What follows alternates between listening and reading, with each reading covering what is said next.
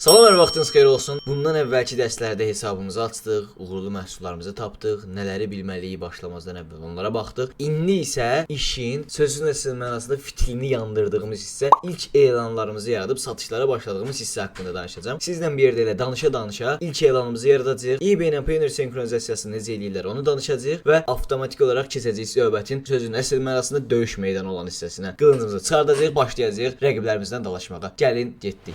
Gəldikdə artıq bu bizim eBay arayüzümüzdür. Bura haqqında tanışıq, buraları görmüşük. İlk elanımızı necə yaradacağıq onu danışaq. Uğurlu məhsulumuzu da tapmışıq deyək. Ən yaxşı variantlarla gedək. Ona uyğun danışacağam. İlk elanımızı yaradarkən biz bu hissəyə gələcəyik və sell-dən list an item deyə bilərik və ya buradan selling bölməsinə gəlib buradan list an item deyə bilərik. Buna kliklədikdə avtomatik olaraq bizi create listing bölməsinə atacaq. Gəlin biz elə praktik olsun deyə bir seçdiyimiz məhsul üstündən gedək. Onunla elan yaratmağa çalışaq. Məsələn elə dünənlərə keçən dərslərdə baxdığımız bu məhsul olsun. Bu məhsul üstündən gedəcəyik elanımızı yaradarkən. Gəldik bayaq oradan keçdik də buradan list an itemdan keçək. Eyni şeylər onsuz. Deməli gəldi. Start your listing. Deyir bizə nə satacağın haqqında danış. Bura çox uzun danışmağa ya da ki kreativlik eləməyə ehtiyac yox. Gəldim. Rəqibimdə başlığı necədirsə götürdüm, yapışdırdım. Yapışdırandan sonra artıq mənə deyəcək ki select the condition of your item. Yəni məhsulun durumu necədir? Yenidir, köhnədir, işlənib ya düzəldilib ya tam sağlam vəziyyətdədir. Bunu mənə bir dənə dinən. Bunu deyir mənə. Burada yeni var və istifadə olunmuş var. Bizim ilk yaradacağımız elan ikinci əl olacaq, istifadə olunmuş olaraq, yəni used olaraq olacaq. Amma bu sadəcə ilk elana aiddir. Bəs niyə? Çünki eBay bizi daimi olaraq robotlar tərəfindən arxa planda doğrulamalardan keçirdir və bu doğrulamalar zamanı əgər hər hansısa bir sistemdə elədiyimiz gözümüzdən qaçan təcrübəsizliyimizdən yaranan xəta olarsa, bu zaman eBay bizdən sənəd istəyə bilər ki, MCs from bir purchase invoice deyir ki buna. Bunu istəyə bilər və deyə bilər ki, mənə bu sənədi təqdim elə. Bu zamanda biz ona bu şəkildə mail hazırlayıb göndəririk ki, mənim bəzi məhsullarım ikinci əldir. Buna görə mən bunların çekini saxlamıram və bu кейsi biz bu şəkildə bağlaya bilirik. Narahat olmayın, əgər beləsinə bir MCs from 1 ilə qarşılaşsanız, bunun üçün purchase invoice hazırlaya da bilərik. Bunlar haqqında necə eləyəcəyinizlə bağlı bizlə birə-bir əlaqə saxlayaraq öyrənə bilərsiniz. Lakin burada mən sizə daha sürətli və ən sağlam şəkildə göstərdiyim yollardan istifadə etsəniz, heç MCs from 1 ilə qarşılaşmayacaqsınız. Ona görə ilk elan mütləq used olacaq. Sonra continue listing eləyirik. Continue listingə gəldikdən sonra bura drag and drop file, yəni məhsulumuzun şəkillərini yerləşdirməyimiz gərəkən hissədir. Bu hissə ən önəmli hissədir. Bu hissə haqqında danışmazdan əvvəl gəlin bir dənə mən sizə hansı şəkilləri yerləşdirəcəyimizi bildirim. Biz bu hissəyə rəqibimizdəki bu şəkillər nədirsə, onu yerləşdirəcəyimizi fikirləşirsinizsə, səhv fikirləşirsiniz. Biz bu hissəyə tədarükçümüzdəki şəkillər necədirsə, o şəkilləri yerləşdirəcəyik. Lakin əgər tədarükçümüz Amazondursa, oradan şəkilləri yükləmədən birbaşa screenshot olaraq götürərək yükləyəcəyik. Çünki bu zaman arxa planda Amazonun kodları gəlib eBay-ə düşsə və eBay bizim dropshipper olduğumuz və tədarükçü olaraq Amazondan istifadə etdiyimizi görsə, bu zaman bizi restrict eləyə bilər. Buna görə məhsulumuzun Amazondan şəkillərini Ctrl Shift S və ya birbaşa kompüterinіздəki screenshot düyməsi hansıdırsa ondan istifadə edərək, əsasən F11 olur, istifadə edərək götürüb yerləşdirəcəyik bu mağazamıza və o şəkillərdən istifadə edəcəyik. Rəqibimizdəki şəkillərdən isə istifadə eləməyəcəyik. Bu hissədə aydın oldusa davam edək. Bundan sonra gəlir başlıq hissəsi. Başlıq hissəsini mütləq və mütləq süni intellekt dəstəyi ilə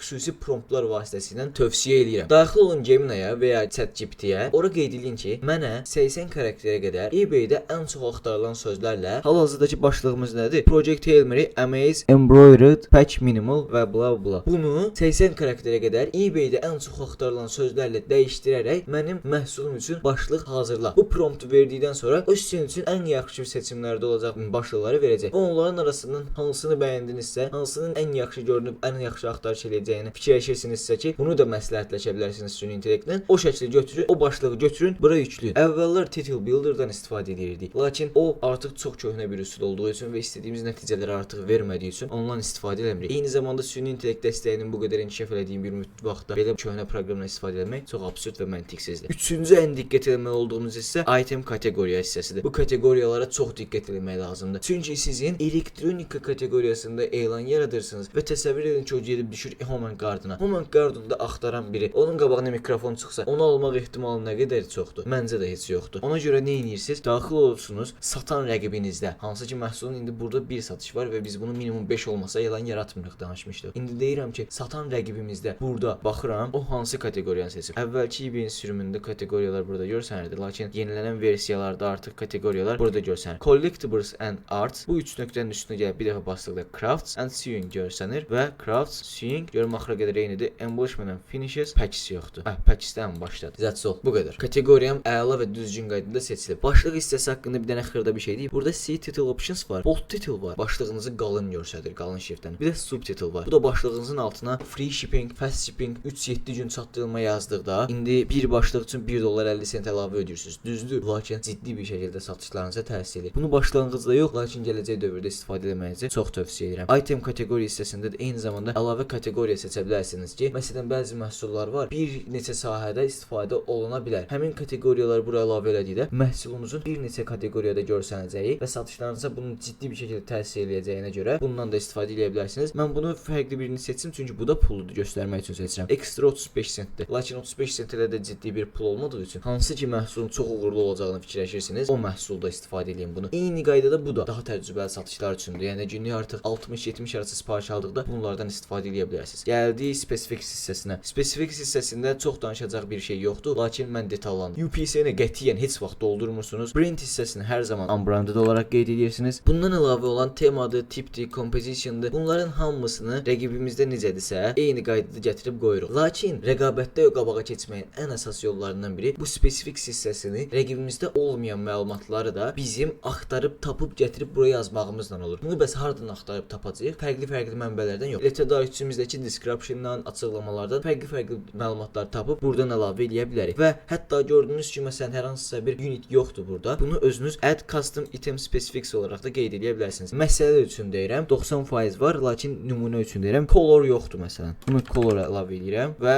value dəyər hissəsinə də yazıram black. Yəni rəngi nədir? Qara. Save elədim və artıq xüsusi bir kolumda yarandı. Lakin indi bunu istifadə etməyəcəyimiz üçün qalsın. Condition-a used qeyd eləmişik deyə bizə condition description istəyəcək. Lakin biz bura ilk məhsulumuz olduğu üçün like new yazacağıq. Amma bundan sonraki məhsullarımızda bütün item conditionları new seçəcəyik. Və bu zamanda bura nəsə yazmağımıza ehtiyac qalmayacaq. Like new seçdikdən sonra buradan description hissəsi gələcək. Description hissəsi çox önəmlidir. Description hissəsini siz Amazondan da kopyalayıb gətirib yapışdıra bilərsiniz. Gəlin nümunə olsun deyə danışa da göstərim. Məsələn bu məhsulu götürək.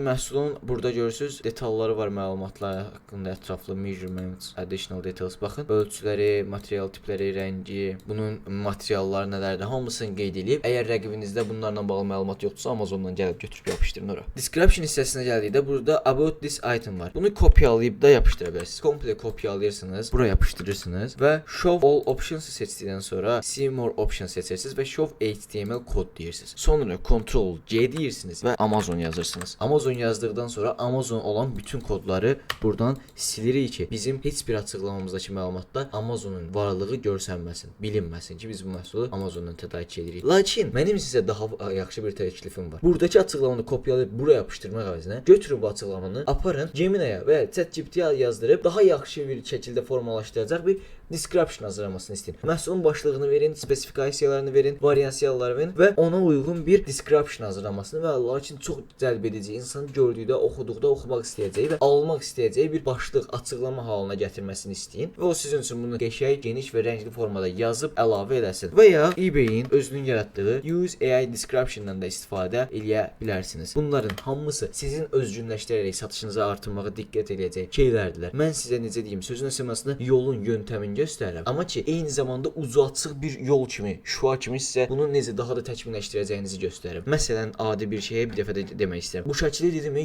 screenshot alın, buraya əlavə edin. O screenshot aldığınız şəklin üstünə əlavə edə bilərsiniz ki, məsələn, fast and free shipping. Bu sticker kimi balaca əlavə edə bilərsiniz. Məsələn, Amerika depot, yəni Amerika warehouse və ya Amerikalı tədarükçülərdən tədarük olunur. Bunları qeyd etsəniz, əlbəttə ki, sizin rəqibdən satışlarınız artacaq. Məsələn, burada subtitle olsun, bold title olsun, sonra kateqoriyalar əlavə olunsun. Bunların hamısı sizə mənim necə özgünləşdirməyinizə imkan verdiyim geniş bir sektorlardılar. Yolu göstərirəm mən sənə, amma necə getmək istədiyin səndən asılıdır. Qaça-qaça gedərsən, iməkləyə edərsən, maşınla gedərsən, bu artıq sənin seçimindir və onu sən necə edəcəyini daha özün yaxşı bilərsən. Amma qaydalar deyirəm, məsələn, UPC-ni yazmaq olmaz, brenddə unbranded hər bir şey eləmək lazımdır. Belə şeylərə demirəm da gedib dəyişiklik elə. Description hissəsində necə eləyəcəyimizi bildikdən sonra gəldik pricing hissəsinə. Pricing hissəsində format auksiondur, bunu buy to know eləyəcəyik. Bunu biz polislər düzəldikdən sonra hər bir şey eyni qaydada qalacaq. Burada similar listing dedikdə artıq bizim rəqiblərimizdəki məhsulların qiymətləri ilə müqayisə edir və onlara uyğun bir qiymət çıxardır. Hal-hazırda biz məhsulumuzu təsadüfi bir başlıqla, təsadüfi görsəllərlə, açıqlamalarla istifadə etdiyimizə görə buradakı şeyə fikir vermirik. Lakin buradakı yəni normalda həmişə diqqət edin və rəqibimizdən qiymətlərlə fərqlənməyə çalışın. Necə məsələn? Rəqibimiz məhsul üçün qiymət dəyərləndirib 7.94 709. Siz onu qoyun 709. Bu sizi rəqibinizdən fərqləndirəcək. Və ya məsələn, məhsulun qiymətini rəqibiniz qoyub 7.68. Siz onu qoyun 6.99. Bu şəkildə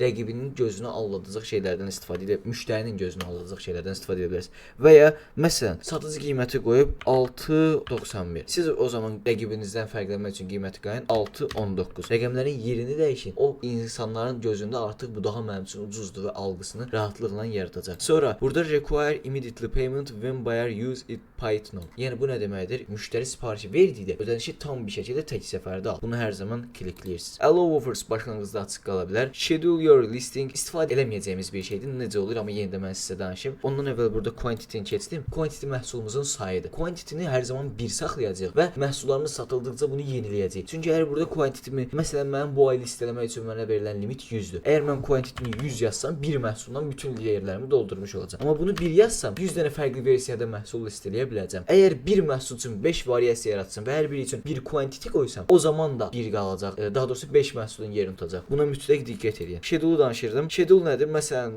məhsulu elan yaratmışam ki, sabah saat 13:00-da paylaşılsın. Əslində məhsul indidən paylaşılır. Sabah saat 13:00-dan sonra Byte-una açılır. Yəni alış-veriş eləmək sabah saat 13:00-dan sonra açılır. Ona görə schedule istifadə etməyinizi tövsiyə edirəm. Başlanğıcda təkliflər aça bilərsiniz, yəni allow offers deyə bilərsiniz. Lakin gələcəkdə bağlaya da bilərsiniz. Sonra burada standart shipping seçəcəyik hər zaman biz. Digərlərinə toxunmayacağıq. Local pick-up var məsələn, ancaq yaxınlarda müştəriyə sat. Bunlar fiziki mağazalar olanlar üçündür. Biz hər zaman standart saxlayacağıq. Burada paketin ağırlıqlarını, burada da ölçülərini deyir. Əgər bunlar varsa ki, məsələn baxın buradakı məhsulumuzda var idi bunlar. Baxın burada var məsələn. Bunlar var, buradasa bunları da götürüb buraya yaza bilərsiniz. Burada cost tip, shipping costu necə hesablayır? Biz bütün müştərilərə eyni, yəni same cost regardless of our location. Yerindən fərqli olmayacaq, bütün müştərilərə eyni shipping costu yazırıq. Lakin burada bir də var ki, cost varies based on the buyer location. Yəni ki, alıcının yerinə görə məhsulun satılma xərci. Biz bunu hər zaman same cost eləyəcəyik ki, müştərilərimiz hər zaman bizdən maksimum dərəcədə qazanclı bir şəkildə alış-veriş elədiklərini hiss eləsinlər. Onlar nə bilim başqa bir ərazidə yaşadıkları üçün onlara ekstra cost yazmayaq shippinglərinə. Bu bizə uyğun deyil. Rəqabətdə də bu sizə hər zaman üstünlük sağlayacaq. Sonra gəldik add primary service-ə. Add primary service və bunun kimi qaydaları polisilərdə xüsusi olaraq göstərəcəm. Lakin hal-hazırda seçəcəyimiz 1.4.1.5 olan FedEx Ground'dur və ya burada USPS Priority-dən ikisindən birini seçə bilərsiniz. Lakin əsas məsələ burada offer free shippingdir. Polisiləri yaradanda isə bunları tək səfərli yaradacaq və hər zaman olaraq eyni qalacaqlar. Bunları seçdikdən sonra offer free shipping dedik, yəni ki, çatdırılma bizdə pulsuzdur ki, bu da rəqiblərimizdən bizi qabağa atacaq. Rate table hər zaman non olaraq qalacaq. Country of origin məhsulun tam olaraq hansı ölkədə istehsal olunub, manufakturasının hardan başa gəldiyini göstərir. Bu Çində istehsal olunub gəlibsə, bunu Çin olaraq yazmalısınız ki, biz Amerikalı tədarükçülərdən 90% istifadə etdiyimiz üçün bunu United States eləyəcəyik hər zaman. Sonra gəldik preference hissəsinə. Bu preference hissəsi 2025 aprelin 1-dən sonra dəyişib. Ona görə buna mütləq diqqət edirsiniz. Burada necə olacaq? Handling time 3 gün qalacaq. Country of region Azərbaycan yazırıq. Əvvəllər bunu nə yazırdıq? United States yazırdıq. Amma United States yazandan sonra bizim qabağımıza bir dənə problem çıxırdı. İndi onu da göstərəcəm sizə. Yəni bu hissə açılsın zip kod. 33101 yazdıqda avtomatik bizdə Miami, Florida görsənəcək. O görsəndə kimi bir dənə mən domestic returnslərlə international returnslərə danışım. Domestic return geri iadələrin qəbul olmasıdır. Bu hər zaman bağlı olur bizdə. Eyni qaydada international return-də beynəlxalq ödənişlərin,